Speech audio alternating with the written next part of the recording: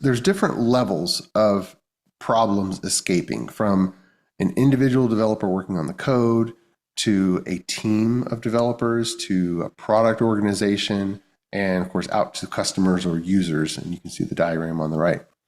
A defect, for example, it can escape an individual programmer's desk. It can go out to the team.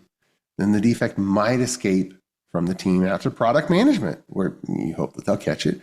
And then the defect might escape to out to production and the users of the software. And every one of these boundaries is likely going to be an order of magnitude difference in the cost to find and fix that issue.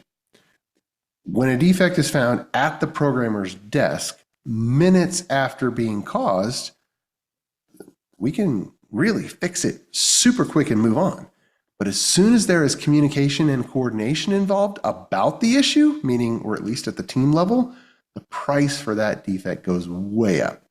And besides the technical work, besides what the actual problem was and how to fix it, a customer experiencing a defect in production, they have to report the defect and describe it to whoever is working customer service. Then the customer service team has to reproduce and understand the defect enough to figure out if it was maybe user training or if it truly is a problem that that has to go to the software engineering team. Maybe they need to escalate it.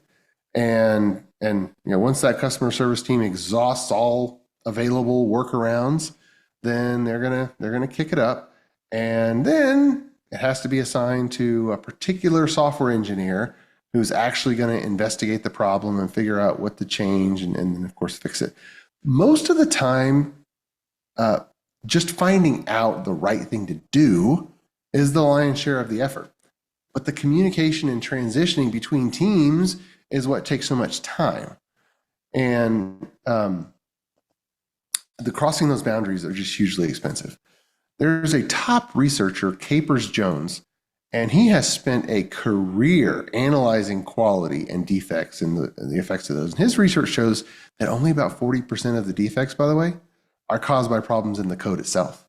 The other 60% are outside the code, that the analysis work was incomplete, or we planned to do something and it was the wrong thing to do, or a server was misconfigured, or a configuration of a deployment was a problem. So when we think defects, we can't just think code and that changing code is going to fix it, because the research shows on average, only 40% of the defects are actually from the code being written wrong or an oversight in the code. So this is holistic with the software development lifecycle, all the different activities.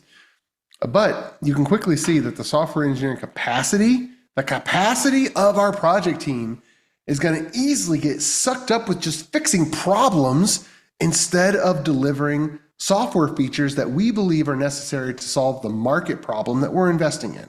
So this is huge.